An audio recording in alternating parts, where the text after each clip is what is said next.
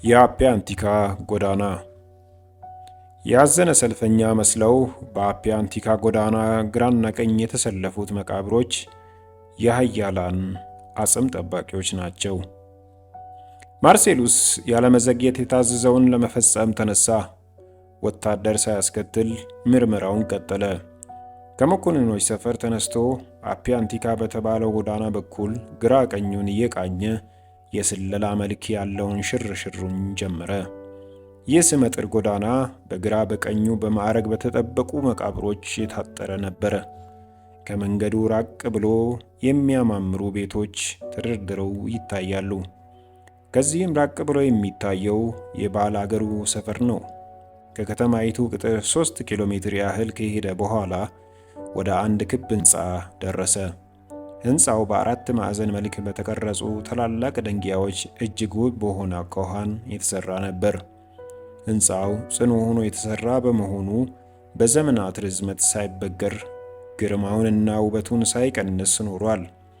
ማርሴሉስም ለጥቂት ጊዜ ቆም ብሎ ወደኋላው ተመለከተ።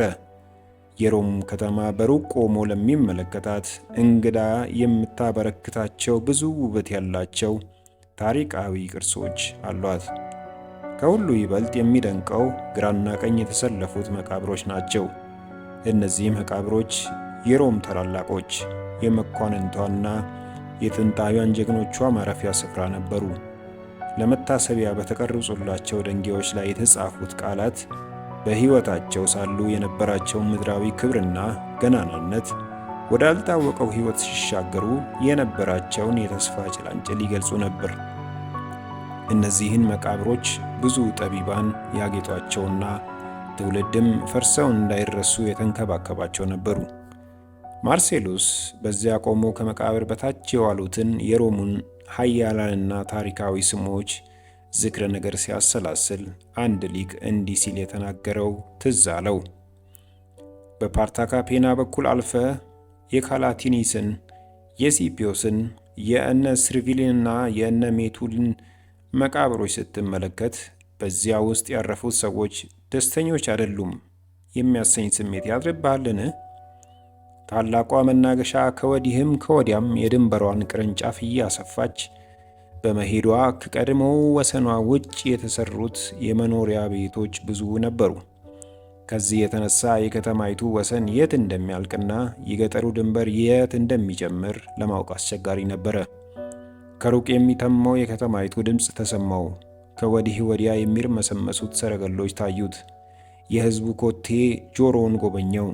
ሐውልቶችና መቅደሶች የሚያንጸባርቀው ቤተ መቅደስ፣ አያሌ ጉልላቶችና ታሪካዊ አምዶች ስፍራ ስፍራቸውን ይዘው አየ። ከዚህ ሁሉ ከፍ ብሎ የካፒቶሉን ኮረብታ የጁፒቴርን መቅደስ እንደ ዘውድ ቁንጮው ላይ ደፍቶ ይታይ ነበር። ዳሩ ግን ውብ ከሆነችውና የሕይወት ምልክት ከሚታይባት የሕያዋን መኖሪያ ከሆነችው መዲና ይልቅ የዝምታው ግርማ የሚያሸብረው የሙታን ሰፈር ያስደንቅ ነበር። ማርሴሉስ በቆመበት ምድር ዙሪያ ዘመናት ያፈሯቸው የሮም መሐንዲሶች የሥራ ውጤቶች በግራም በቀኝም ተሰልፈው ነበር። የሮም ኃያላን ሐውልቶች የብዙ ዘመናት ግርማቸውን እንደተጎናጸፉ ቆመዋል። የሮም የጀግኖቿ፣ የጠቢባኗ፣ የዝናዋና የብልጽግናዋ ዜና በእነዚህ ሐውልቶች ላይ ተቀርጾ ሲነበብ የብዙ ዘመን ትዝታን ይቀሰቅስ ነበር። በዘመኑ የነበረው አረማዊ እምነት ዱካ በታሪክ ጎዳና ላይ በግልጽ ይታይ ነበር። ይህም ሃይማኖት በሜዳዋ ሥርዓቱ በውበትና በክብር ያጌጠ ቢሆንም ለአማኞቹ መንፈሳዊ ቅርስ ሊያተርፍ አልቻለም። በሞቱት መታሰቢያ ድንጋዮች ላይ የሚነበቡት ጽሑፎች የእምነትን ነገር ፈጽመው አያነሱም።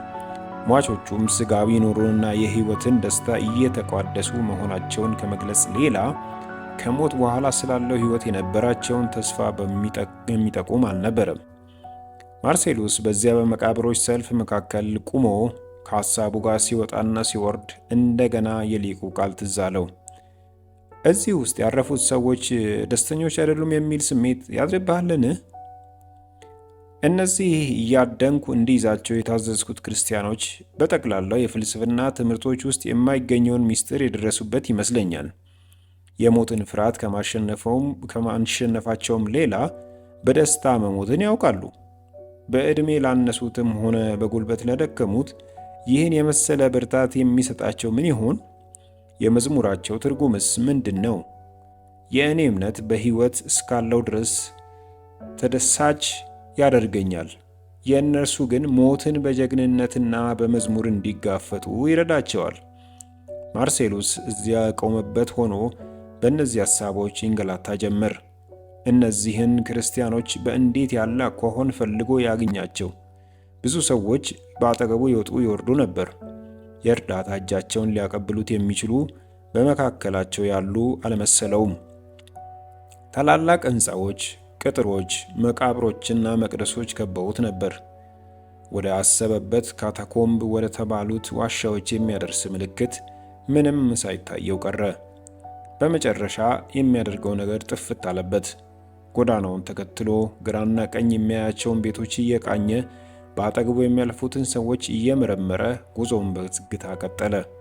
ዳሩ ግን ያለፈባቸው ስፍራዎችም ሆኑ ያያቸው ሰዎች እርሱ ሊደርስበት ከሚፈልገው ስፍራ ጋር ምንም ግንኙነት ያላቸው መስሎ አልታዩትም። ፀሐይዋ ተዘቀዘቀች። ቀኑም እየመሸ ሄደ። የማርሴሉስም ፍለጋ ምንም ፍሬ ሳያፈራ ቀረ። ካታኮምብ የተባለው ዋሻ ብዙ መግቢያዎች እንዳሉት በማስታወስ ተስፋ ሳይቆርጥ ፀሐዩ እስክትጠልቅ ድረስ ፍለጋውን ለመቀጠል ወሰነ። ማርሴሉስ ብዙ ጊዜ ወጣ ወረደ። በአካባቢው የሚገኙትን አቅጣጫዎች ሁሉ አዳረሰ። በአንዱ መንገድ ብዙ ጊዜ ተመላለሰበት። ፀሐይዋ የአድማሱን ዘርፍ ነካች። ለዓይን ሊጨልም ሆነ። የማርሴሉስም ድካም በመጨረሻው የተፈለገበትን ፍሬ አበረከተ። አንድ ልጅ አስከትሎ የሚሄድ አንድ ሰውዬ ውልብ ሲል ታየው። ሰውየው የለበሰው ልብስ ድሪቶ ከመሆኑም በላይ የአፈርና የአሸዋ ምልክት ይታይበት ነበር። ፊቱ ብዙ ጊዜ በእስር ቤት ውስጥ እንደከረመ ሰው ፊት የገረጣ ነበር። ሁኔታው ሁሉ የወጣቱን መኮንን ጥርጣሬ ቀሰቀሰበት። ማርሴሉስ ወደ ሰውየው ጠጋ አለና እጁን ከትከሻው ላይ ጣል አድርጎ አሸዋ ቆፋሪ ነህ? በል ተከተለኝ አለው። ሰውየው ቀና ብሎ ቢያይ የሚያነጋግረው በማዕረግ ልብስ የተዘናከተ መኮንን መሆኑን ተረዳ። አስተያየቱ አስፈራው። ከእጁም አምልጦ ተፈተለከ። ወዲያው የገባበት ጠፋ። ማርሴሉስ ሊከተለው ቢል ፍለጋው ጠፋበት። ዳሩ ግን ማርሴሉስ ባዶ እጁን አልቀረም። ሰውየውን ተከትሎት የነበረውን ልጅ በል አንተ ተከተለኝ አለው። ልጁም የማርሴሉስ አንጀት ቡጭቡጭ እስኪል ድረስ በእግሩ ላይ ድፍት ብሎ ልመናውን አወረደው። ለእናቴ ስትል ማረኝ፣ እኔን ይዘ የሄድክ እንደሆነ ሐዘኑ ይገላታል። አይዞ ምንም አላደርግህም። እንደዚህ ብሎ ከወጪ ወራጁ ራቅ ለማለት ልጁን እንደያዘ ከመንገድ ወጣ አለ። ማርሴሉስም በል እንግዲህ እውነቷን አውጣ፣ ማን ትባላለህ ሲል ጠየቀው። ልጁም ስሜ ፖሊዮ ነው ሲል መልስ ሰጠ። የት ትኖራለህ? ሮም። እዚህ ምን ትሰራለህ? ተልኬ ነው የመጣሁት። አብሮ የነበረው ሰውዬ ማን ይባላል? አሸዋ ቆፋሪ ነው። ከእርሱ ጋር ምን ታደርግ ነበር? ዕቃ ተሸክሞልኝ ነበር። ዕቃው ምን ነበረ? የሚበላ ነገር። ለማን ነበር የምትወስደው? እዚህ ሰፈር ለሚኖር አንድ ችግረኛ። የት ነው የሚኖረው? እዚህ ቅርብ። ስማ አንተ ልጅ፣ እውነቷን እንድታወጣ እፈልጋለሁ። ካታኮምብ ስለተባለው ስፍራ የምታውቀው ነገር አለ? ሰዎች ሳያወሩ ብቻ ነው የሰማሁት። እዚያ ውስጥ ገብተህ ታውቃለህ? አሁን ጥቂቶቹ ውስጥ። እዚያ ከሚኖሩ ሰዎች መካከል የምታውቃቸው አሉ? አንዳንድ የማውቃቸው ሰዎች እዚያ ይኖራሉ። አሸዋ የሚያወጡ ናቸው። ከሰውየው ጋር ወደዚያ ነበረ የምትሄደው? ልጁም አይኖቹን እያቁለጨለጨ እኔ እዛ ውስጥ ምን ስራ አለኝ አለ። ስራስ ነበረ? ከሰውየው ጋር ወደ ካታኮምቡ መሄድ ነበር። ስማ አንተ ልጅ፣ እውነቷን እንድታወጣ እፈልጋለሁ። ወደዚያ እንዳይደርስ በሕግ የተከለከለበት ስፍራ ምን አደርግ እሄዳለሁ? ማርሴሉስም በል እንግዲህ እንደምታየው ቀኑ መሽቷል። እዚያ ማዶ ወዳለው መቅደስ ሄጄ ጸሎት አደርሳለሁና ተከተለኝ አለው። ልጁም ጥቂት ካመነታ በኋላ ቸኩያለሁ አለ። ከእንግዲህ ወዲያ እስረኛዬ ነህ። እኔ ደግሞ ጸሎቴን ላስተጓጉል አልችልም። ይልቁንም ተከተለኝና ጸሎቴን ሳደርስ ትረዳኛለህ። ልጁም በድፍረት አላደርገውም አለ። ለምን? ክርስቲያን ነኝ። ክርስቲያን መሆንህን ሳትነግረኝ አውቄያለሁ። በካታኮምቡ ውስጥ ዘመዶች አሉ። ተልከ የነበረውም ወደዚያ ነበር። ችግረኛ ሰው የምትላቸው በዚያ ውስጥ የሚኖሩትን ክርስቲያኖች ነው። የምትወስደው ስንቅም ለእነርሱ ነበር። ልጁም ራሱን ወደ ምድር አቀርቅሮ አንዲት ቃል አልተነፍስ አለ። አሁን የካታኮምቦን መግቢያ እንድታሳየኝ እፈልጋለሁ። እባክህን ጌታዬ፣ እንዲያው ምሕረት አድርግልኝ እንጂ ወደዚያ እንድወስድ አትጠይቀኝ። ወዳጆቼን አሳልፌ ለመስጠት አልችልም። ከብዙዎቹ መግቢያዎች መካከል አንዱን ማሳየት ወዳጆችን አሳልፎ እንደ መስጠት ሊቆጠርብህ አይችልም። እንዲያው ለመሆኑ ዘበኞቻችን መግቢያ መውጫውን የማያውቁት ይመስልሃል? ልጁም ጥቂት ካሰበ በኋላ መርቶ ሊወስደው ያለውን ፈቃደኝነት ገለጸ። ማርሴሉስም እጁን ይዞ ተከተለው። ልጁ አፒያ አንቲካ የተባለውን ጎዳና አቋርጦ ወደ ቀኝ ከታጠፈ በኋላ አንድ ደሳሳ ቤት ውስጥ ይዞት ገባ። ወደ ምድር ቤት ውስጥ ከገቡ በኋላ አንድ በር ከፍቶ በእጁ እያመለከተ ያውልህ አለው። ማርሴሉስም በትዕዛዝ መልክ ወደ ዋሻው ውስጥ ለመግባት እፈልጋለሁ አለው። እንዴት አድርገህ ብቻህን ለመግባት ትደፍራለህ? ክርስቲያኖች የሰውን ነፍስ አናጠፋም ይላሉ። እንዲህ ከሆነ ምን የሚያስፈራኝ ነገር አለ? ዝም ብለህ ምራኝ። ለመብራት የሚሆን ችቦ የለኝም። መብራት እኔ አለኝ። ዝም ብለህ ምራ። አልችልም። እምቢ ማለትህ ነው? ልጁም አሁን እምቢ ማለቴ ነው። ዘመዶቼና ወዳጆቼ ያሉት እዚያ ውስጥ ነው። አንተን መርቼ እዚያ ከማድረስ የሞት ሞት ብሞት ይሻለኛል አለ። ለመሆኑ ደፋር ነህ። ሞት ምን እንደሆነ አታውቅ ይሆናል። ሞት ምን እንደሆነ የማውቅ እኔ ነኝ። ለመሆኑ ክርስቲያን የሆነ ሞትን የሚፈራ ይመስልሃል? ብዙዎች ወዳጆቼ በጭንቀት ሲሞቱ አይቻለሁ። ሲቀበሩም በቀብራቸው ላይ ተገኝቻለሁ። ፍጹም ወደዚያ ስፍራ አልመራሁም። ብትፈልግ እስር ቤት ውሰደኝ። ወደ እስር ቤት የወሰድኩ እንደሆነ ዘመዶች ምን ይላሉ? ለመሆኑ እናት አለህ? ልጁም የእናቱ ነገር ሲነሳ ስቅስቅ ብሎ አለቀሰ።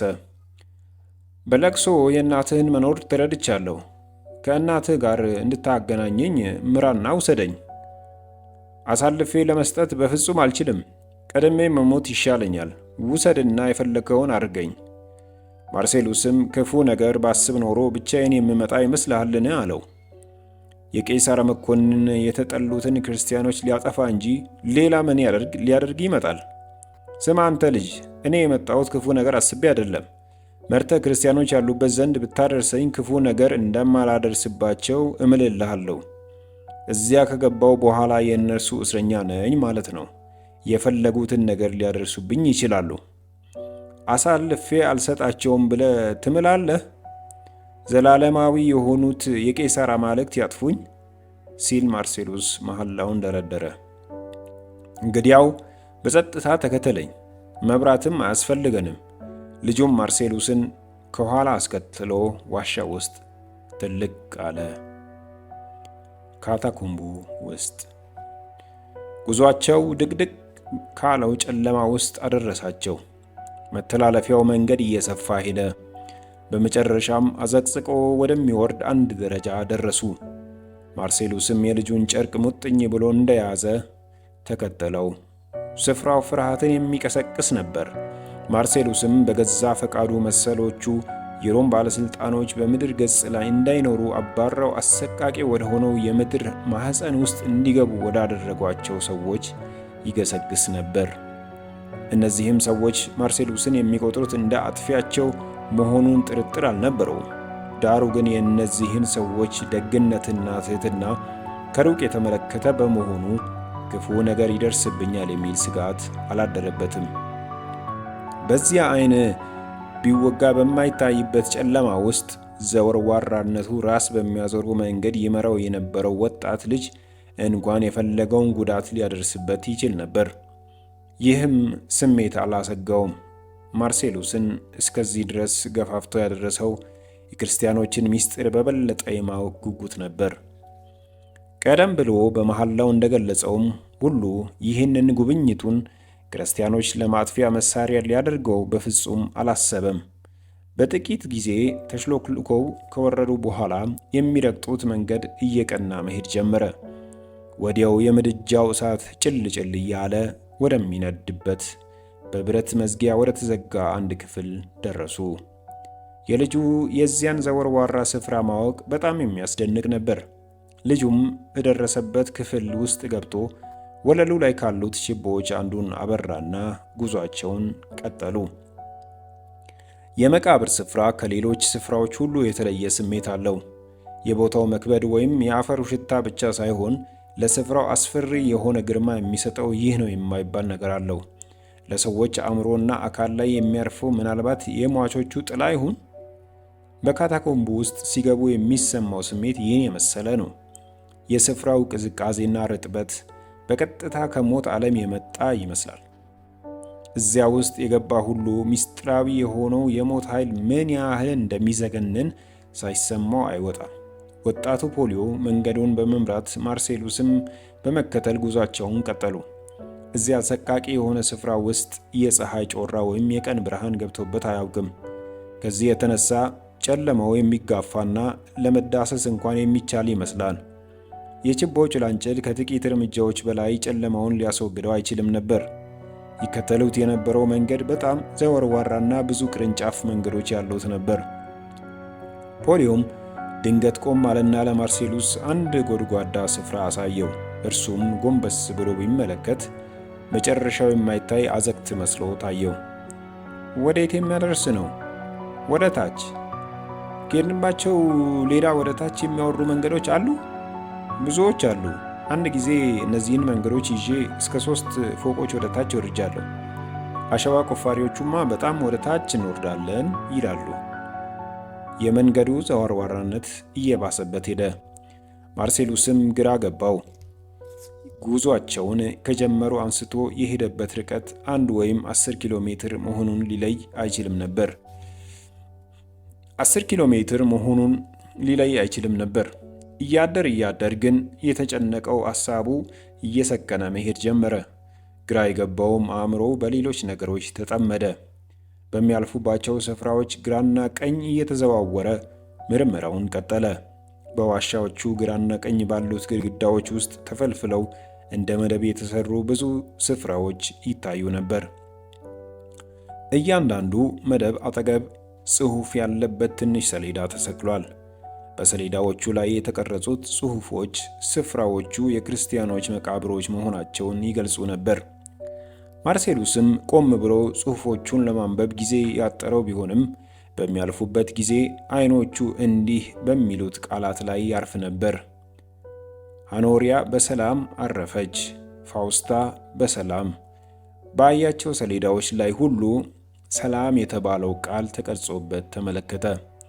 ይህን በመሰለው አሰቃቂ ስፍራ ውስጥ ሆነው ሞትን ከመናቅ የማይመለሱት እነዚህ ክርስቲያኖች እንዴት የሚያስገርሙ ሰዎች ናቸው! ዓይኖቹ ስፍራውን እየተላመዱት ሄዱ። የመንገዱ ግራና ቀኝ መጥበብ ጀመረ።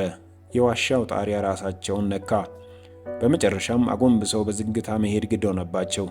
የዋሻው ግድግዳ የመጀመሪያዎቹ አሸዋ አውጪዎች እንደቆፈሩት የተተወ ወጣ ገብ ነበር። በምድር ውስጥ ሊበቅሉ የሚችሉ እጽዋት መሬቱን ከማልበሳቸው የተነሳ ለስፍራው ልዩ የሆነ ቅዝቃዜና ርጥበት ሰጥተውታል። ከችቦ የሚወጣው ጢስ አነስተኛ ከሆነው አየር ጋር ሲቀላቀል ሳንባዎችን እፍን ያደርግ ነበር። ከ100 በላይ የሆኑ ዘወርዋራ መንገዶችን አለፉ። አያሌዎች ቅርንጫፍ መንገዶች ወደ የአቅጣጫው ሲሰራጩ ይታዩ ነበር። ማርሴሉስ የመንገዱን ውስብስብነት በመረዳቱ ማምለጫ በሌለው አኳኋን ከላይኛው ዓለም የተለየ መሆኑን ተረዳ። ነፍሱ በዚያ ወጣት ልጅ እጅ ውስጥ መሆኗን ተገነዘበ። ለመሆኑ እዚህ ውስጥ ከገቡ በኋላ መንገዳቸውን የሚስቱ አሉ? አዎን፣ ብዙዎች ይስታሉ። መጨረሻቸውስ ምን ይሆናል? አንዳንድ ጊዜ የሚያውቁት ሰው እስኪያገኙ ድረስ ዝም ብለው ይዞራሉ። አንዳንድ ጊዜ የደረሰበት ሳይታወቅ ጠፍተው ይቀራሉ። በአሁኑ ጊዜ አብዛኞቻችን መንገድን ደህና አድርገን ስለምናውቀው ልንሳሳት አንችልም። መንገዱ ቢጠፋብንም ዞረን ወደ አንድ ምልክት ወዳለው ስፍራ ለመድረስ እንችላለን። ማርሴሉስን የታናናሽ መቃብሮች በብዛት መታየት በጣም አስደነቀው። የሕፃናት መቃብሮች መሆናቸውንም ከፖሊዮ ጠይቆ ተረዳ። ይህም አንድ ልዩ የሆነ ስሜት ፈጠረበት። ሕፃናት ንጹሖቹ፣ ምንም ክፉ ነገር ሊሰሩ የማይችሉት እዚህ ምን ያደርጉ ገቡ? መቃብራቸው ላይ የፀሐይ ጮራ በሚያርፍበትና አበባዎች በሚፈኩበት ስፍራ ምን ነው ቢቀበሩ?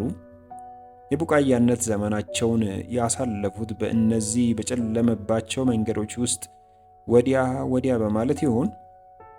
ስደትና መከራን በመሸሽ ወዲህ የገቡትን ሰዎች መከራ ተካፋይ ሆነው ይሆን? ዕድሜያቸው በለጋነቱ እንዲቀጭ፣ ነውር የሌለው መንፈሳቸው ከስጋቸው እንዲለይ ያደረገው የዚህ አሰቃቂ ስፍራ መርዘኛ አየር ይሆን? ማርሴሉስ ጉዟችንን ከጀመርን ብዙ ጊዜ ሆኖናል። ልንደርስ ነው? ፖሊዮ አዎን፣ እንግዲህ ምን አልቀረን። ማርሴሉስም ክርስቲያኖችን ከእንደዚህ ያለው ስፍራ ውስጥ አድኖ ለመያዝ መሞከር ድካምን ብቻ የሚያተርፍ ከንቱ ልፋት መሆኑን ተረዳ። አንድ የጦር ሰራዊት ቢገባበት ክርስቲያኖች ያሉበት አቅራቢያ እንኳን ለመድረስ አይችልም። ከመንገዱ ርዝመትና ከዘወርዋራነቱ የተነሳ የገቡት ሁሉ ዕድሜያቸውን እንደሚፈጁት የታወቀ ነው። ማርሴሉስ በድንገት ከሩቅ ድምፅ ሰማ። ድምፁም ይህ ነው የማይባል ዜማ ያለው ነበር። ከፊታቸው የተዘረጋውን ረጅም መንገድ አቋርጦ ሰማያዊ በሆነ ስልቱ ንቁ የሆነውን ጆሮውን ጎበኘው። ጉዟቸውንም እንደቀጠሉ የብርሃን ጮራውን በጨለማው ውስጥ ፍንጥቅጥቅ ሲያደርግ ይታያቸው ነበር። ድምፁ እየቀረበ ሄደ። አንዳንድ ጊዜ የዘማሪዎችን ዜማ፣ አንዳንድ ጊዜ ደግሞ የጸሎተኞችን ልመና ይመስል ነበር። አንድ መታጠፊያ መንገድ ላይ ደረሱ። ግሩም ልመና ይመስል ነበር። አንድ መታጠፊያ መንገድ ላይ ደረሱ። ግሩም የሆነ ትርኢት ፊታቸው ላይ ድቅን አለ። ፖሊዮም ማርሴሉስን ቁም ብሎ አዘዘውና የያዘውን ችቦ አጠፋ። ማርሴሉስን በመታዘዝ ካለበት ቆሞ ከፊቱ ያለውን ነገር በመገረም ትክ ብሎ ይመለከት ነበር። ማርሴሉስን የታየው አንድ በጣም አነስተኛ ክፍል ነበር። በክፍሉም ውስጥ ከሕፃናትና ከሴቶች ጋር 100 የሚሆኑ ሰዎች በመጣበብ ተቀምጠው ነበር።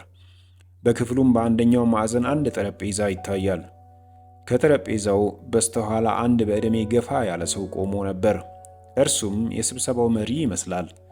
በስፍራው ውስጥ ጭል የሚል የጧፍ ብርሃን ይታይበታል። ይህም አነስተኛ የብርሃን ጭላንጭል ለተሰበሰቡት ሰዎች አስፈሪ የሆነ መልክ ሰጥቷቸዋል። ጠቅላላው የሰዎቹ መልክ ማርሴሉስ የተገናኘውን አሸዋ ቆፋሪ የመሰለ በስጋት የገረጣና የከሳ ነበር። ዳሩ ግን በዚያ ተሰብስበው ሲታዩ ምንም የሐዘን የጭንቀትና የተስፋ መቁረጥ ምልክት በገጻቸው ላይ አይታይባቸውም። ወደ ኋላ ላይ ያሻቀበው አስተያየታቸው ተስፋን፣ ደስታንና ድል አድራጊነትን ያበስር ነበር። ማርሴሉስ ባየው ሁሉ ተነካ። ከዚህ ቀደም በመጠኑ ላየውና ለሰማው ከእርሱ ስውር ለሆነው የክርስቲያኖች ጀግንነት ተስፋና ሰላም ማረጋገጫውን አገኘ። ማርሴሉስ ከቆመበት ስፍራ ሆኖ ሲያዳምጥ በስብሰባው ላይ የነበሩት በህብረት የሚከተሉትን ቃላት ሲያዜሙ ሰማ።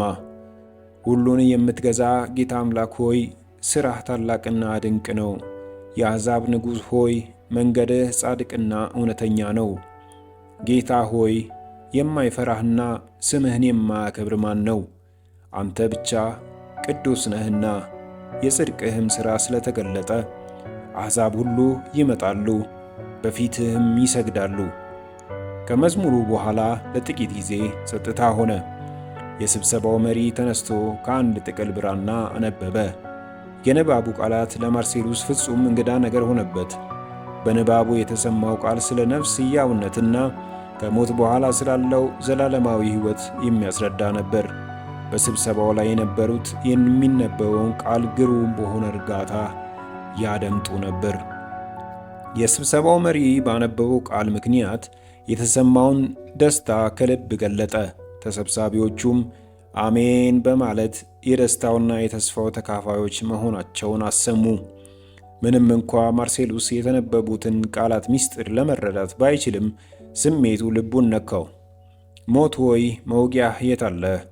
ሲኦል ሆይ ድል መንሳትህ የት አለ? የሞት መውጊያ ኃጢአት ነው፣ የኃጢአትም ኃይል ሕግ ነው። ነገር ግን በጌታችን በኢየሱስ ክርስቶስ በኩል ድል መንሳትን ለሚሰጠን ለእግዚአብሔር ምስጋና ይሁን። እነዚህ ቃላት አዳዲስ የሆኑ ሐሳቦች የያዘ አንድ አዲስ ዓለም ከፈቱለት። ኃጢአት፣ ሞትና ክርስቶስ የተባሉት በመንቃት ላይ የነበረችውን ነፍሱን በሐሳብ እንድትባክን አደረጓት። የክርስቲያኖችን ምስጢር ለማወቅ የነበረው ፍላጎት እየተጋጋለ መሄዱን ቀጠለ። የስብሰባው መሪ ፊቱን ወደ ሰማይ አቅንቶ እጆቹን ዘርግቶ ከልብ የሆነ ጸሎት አደረሰ። ሁሉን ቻይ ለሆነውና ለማይታየው አምላክ ኃጢአቱንና ጉስቁልናውን አስታወቀ። በክርስቶስ ምክንያት ስለተገኘውም የኃጢአት ስርየት ምስጋናውን አቀረበ። መንፈስ ቅዱስ የማኅበሩን አባሎች ሁሉ እንዲቀድስ ልመናውን አሰማ። ጭንቃቸውን በመዘርዘር ከችግራቸው የሚወጡበት ረድኤት እንዲደርስላቸው፣ በሕይወት ሳሉ በእምነት እንዲራመዱና የሞታቸውም ጊዜ ሲደርስ እንዲጸኑ፣ በኢየሱስ ስም ምክንያት ወደ መንግሥተ ሰማያት የሚገቡት ምዕመናን ቁጥር እየበዛ እንዲሄድ ያለውን የጋለ ምኞት አስታወቀ። ቀጥሎም የሚከተሉት ቃላት ተዘመሩ። እነሆ የእግዚአብሔር ድንኳን በሰዎች መካከል ነው፣ ከእነርሱም ጋር ያድራል፣ እነርሱም ሕዝቡ ይሆናሉ። እግዚአብሔር አምላክም ከእነርሱ ጋር ሆኖ አምላካቸው ይሆናል። እንባዎችን ሁሉ ከዓይኖቻቸው ያብሳል። ሞትም ከእንግዲህ ወዲህ አይሆንም፣ ሐዘንም ቢሆን ወይም ጩኸት ወይም ስቃይ ከእንግዲህ ወዲህ አይሆንም፣ የቀደመው ሥርዓት አልፏልና። በረከትና ክብር፣ ጥበብም፣ ምስጋና፣ ውዳሴም፣ ኃይልም፣ ብርታትም ከዘለዓለም እስከ ዘለዓለም ድረስ ለአምላካችን ይሁን፣ አሜን። በስብሰባው ላይ የነበሩት ሰዎች መበታተን ጀመሩ። ወዲያው ፖሊዮ ማርሴሉስን አስከትሎ ከስብሰባው ክፍል ውስጥ ገባ። የሚያንጸባርቀውን የመኮንን ልብሱን በማየታቸው በስብሰባው ላይ የነበሩት ሁሉ ከልክ ያለፈ ደነገጡ። በየስርቻው ውስጥ ገብተው ለማምለጥ ሲሞክሩ ማርሴሉስ ከፍ ባለ ድምፅ እንዲህ አላቸው፣ ክርስቲያኖች ሆይ አትፍሩ፣ እኔ የመጣሁት ብቻዬን ነው። አሁን የሚገኘውም እጃችሁ ውስጥ ነው። ይህን ቃል በመስማታቸው ረጋ እንደማለት ብለው አትኩረው ይመለከቱት ጀመር። የስብሰባው መሪ ወደ ማርሴሉስ ጠጋ ብሎ በሚገባ ተመለከተው። ማን ትባላለህ? በምድር ላይ ማረፊያ እንዲሆነን ይህ ስፍራ ቢቀረን ከዚህም ልታጠፋን መጣህ? ክፉ ነገር ያደርግብናል ብላችሁ አትጠርጥሩኝ። እንደምታዩት የመጣሁት አንድ ራሴን ነው። በእጃችሁ ውስጥ ገብቻለሁ። እንደ ፈቀዳችሁ ልታደርጉኝ ትችላላችሁ። የቄሳር መኮንን ከእኛ የሚፈልገው ምን ነገር አለ? ወንጀለኛ ሕይወትህ በአደጋ ውስጥ ነው? አይደለም። እኔ አንድ ታላቅ ሥልጣን ያለኝ የቄሳር መኮንን ነኝ። ዕድሜም በሙሉ እውነትን በመፈለግ ላይ እገኛለሁ። ክርስቲያን ስለምትባሉ ሰዎች ብዙ ነገር ሰምቻለሁ። ጊዜው የስደት በመሆኑ በሮም ውስጥ ከእናንተ ወገኖች ጋር ተገናኝቶ መነጋገር በጣም አዳጋች ሆኖ አገኘሁት። ሽማግሌው ተሰብስበው የነበሩትን ክርስቲያኖች ወደ የቦታቸው እንዲሄዱ አመለከታቸው። በተረጋጋ መንፈስ ሁሉም ወደ ስፍራቸው ተሰራጩ። ሽማግሌው ከአዲሱ እንግዳ ጋር ንግግሩን በመቀጠል ላይ ሳለ አንዲት ፊቷ የገረጣ ሴት ወደ ፖሊዮ መጥታ እጁን ለቀም አደረገችው። ምን ነው እስካሁን ቆየህ ልጄ? ይህ መኮንን ነው ይዞ ያዘገየኝ። እንኳን ደህና መጣህልኝ ብቻ። ለመሆኑ እርሱ ማን ነው? ደህና ሰው ሳይሆን አይቀርም። ምስጢሩን ሁሉ ሲነግረን አልሰማሽም? ሽማግሌውም ሴትዮዋን ሴሲሊያ፣ እስቲ ጥቂት ጊዜ እዚህ ቆይ አላት። ሴቲቱም ከጥቂቶች ሰዎች ጋር መሪያቸው አጠገብ ቆመች። ሆሪዮስም ንግግሩን በመቀጠል ማርሴሉስን እንዲህ አለው፣ ስሜ ሆሪዮስ ይባላል። የክርስቶስን ቤተ ክርስቲያን በሽምግልና ሥራ አገለግላለሁ። ሳይህ ደህና ሰው ትመስለኛለህ። ከእኛ የምትፈልገው ነገር እንዳለ አስረዳን። እኔም ማርሴሉስ እባላለሁ። በቄሳር ሰራዊት ውስጥ በመኮንንነት አገለግላለሁ። ሽማግሌውም እጁን እያጨበጨበ ወየው ጠፋን የሚል ተስፋ የመቁረጥ ድምፅ አሰማ። አጠገቡ የቆሙትም በፍርሃት ማርሴሉስን ትክ ብለው ይመለከቱት ነበር። ሴሲሊያም እያለቀሰች ምን ነው ፖሊዮ አሳልፈ ትሰጠን አለችው።